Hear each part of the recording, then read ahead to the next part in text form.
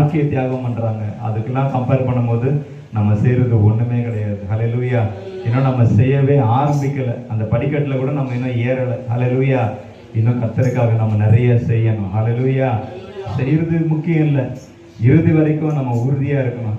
எல்லாத்தையும் செஞ்சுட்டு கடைசி நேரத்துல நம்ம விடுபட்டு போயிட்டு வச்சுக்கோங்க. இந்த உலகத்துல நம்மளை விட பரிதவிக்கக்கூடியவங்க யாருமே கிடையாது. லட்ச லட்சமா காணிக்க கொடுத்தாலும் சரி, தசமபாக கொடுத்தாலும் சரி, என்ன செஞ்சாலும் சரி, நம்ம முடிவு பரியந்தமும் நம்ம நிலை நிற்கலன்னா ஒரு பிரயோஜனமும் கிடையாது. அதுல ரொம்ப ஜாக்கிரதையா இருக்கணும். ஹல்லேலூயா.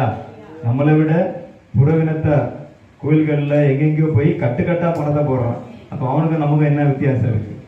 நம்ம உண்மையான தெய்வத்துக்கு நம்ம காரியங்களை செய்யறோம். அதன் மூலமாக நமக்கு கிடைப்பது ஆத்தும ரட்சிப்பு. அவங்களுக்கு ஆத்தும ரட்சிப்பு இல்லை.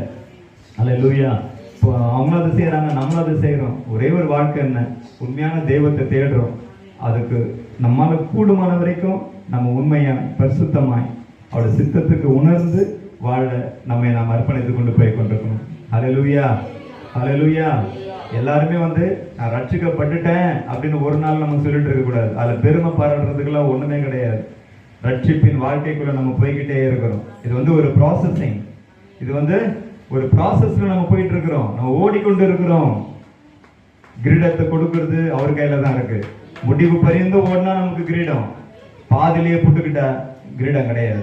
நம்ம எல்லாரும் அந்த ரட்சிப்பின் அனுபவத்துல கர்த்தர் கொண்டு வந்து அந்த ட்ராக்ல வச்சு நம்மளை ஓட வச்சுட்டு இருக்கிறாரு. ஓடுறது நம்ம வேலை. நான் 10 வருஷம் ஆச்சு, 15 வருஷம் ஆச்சு, 20 வருஷம் ஆச்சுன்னு சொல்லி விழா கொண்டாடுவதற்காக அல்ல.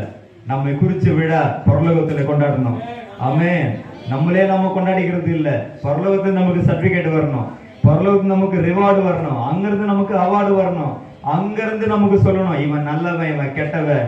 ஹல்லேலூயா. கர்த்தர் தான் நமக்கு சாட்சி கொடுக்கணும். எந்த மனுஷ சாட்சி நமக்கு முக்கியம் கிடையாது. ஹல்லேலூயா. முதல் சாட்சி நமக்கு அங்கிருந்து தான் வரணும். ஆமென். இன்னைக்கு என்ன பார்த்து நல்லவன் சொல்றவங்க நாளைக்கு இதே பின்னாடி போய் என்ன சொல்லுவோம்? அவனை பத்தி எனக்கு தெரியாதான்னு சொல்லுவாங்க. இதுதான் உலகம். ஹல்லேலூயா. அது நம்ம காதுல வாங்கிட்டு நம்ம கேர் பண்ண தேவையில்லை. கர்த்தரை பார்த்து நம்ம ஓடிக்கொண்டே இருப்போம். ஹல்லேலூயா.